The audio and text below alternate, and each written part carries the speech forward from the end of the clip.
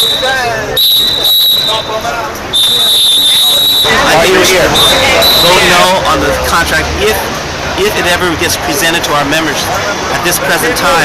After last Monday's Hollywood membership meeting, it is doubtful that our last, best, and final offer will be even presented to our members. That's the main difference between Screen Actors Guild. We are supposed to be given the opportunity to vote for our contracts, but at this time, the majority leadership at Screen Actors Guild are not going to let us vote for our contract. That is something should not be tolerated. As a member, Peter, I'm totally in agreement with you. That's all I want as a member, to be able to vote. There's nothing left. We have a right to vote. We have a right to see the arguments before us. Whether you vote yes or no is not the main issue. The issue is that you have an opportunity as a union member, as a pays-doing member, to vote. Exactly. Again, I reiterate, I'm in agreement with you. That's all I want as a member. And I don't know what they're sitting on their hands. There's nothing left to do. Right? Do you agree? David White, I do not believe that he will call for a national meeting at this time. So that's why that advisory proposal that George Poole put out will not go before the national board. Thank you. Can you state your name, Peter? My name is Peter Fong, former Board of Governors, Board of Directors at Screen Actors Guild for 10 years, and 3 years at National and Local Actors.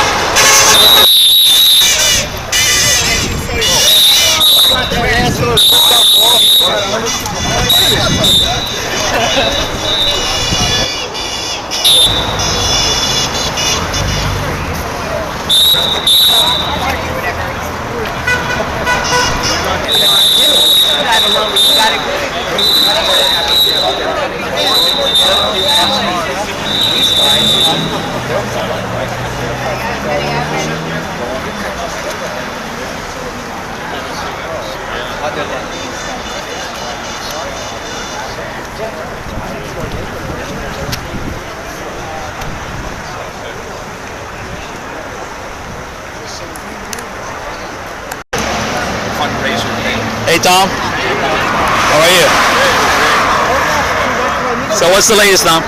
Same old thing, trying to eliminate residuals. Now, let me ask you, as a member, there's nothing left to do, correct? To vote no. I mean, they're sitting on their hands, the board is sitting on their hands. Show up here and it's either to give the membership their vote, whether it be the SAG organization vote or the last best offer. But stand the ballot out and let the members vote. Why are they so... because I think they really think that maybe we're going to vote it down. I think maybe they realize we might have the numbers to reject that contract. But that's besides the point, isn't it? Not to because they want us to accept the deal. They want to force us into a merger with AFTRA, which some people think is better for us, but how can it be if it's the terms that AFTRA accepted which eliminate residuals? How can that be a good So the SAG governance is now turning to be like an authoritarian form of government. Slim majority, though. 52% of the people, and it's all political. It's not about what's at stake. It's about who's winning. Who's got the power now? You see it in national government every day. They're not arguing about the things that affect us as human beings. They're arguing about who's winning the political game. Same thing happens. It's a microcosm in the boardroom of what goes on in the federal government. It has been for a long time. But do you think they'll ever decide to give the membership their vote? We may force them to. We could do it by petition.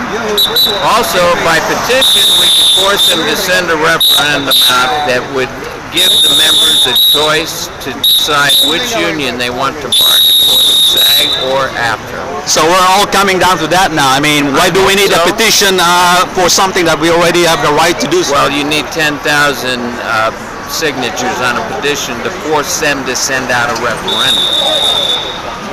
but isn't that part already of our Constitution? We have to bring ourselves together Okay. in those numbers to force that So- issue. It's in the Constitution.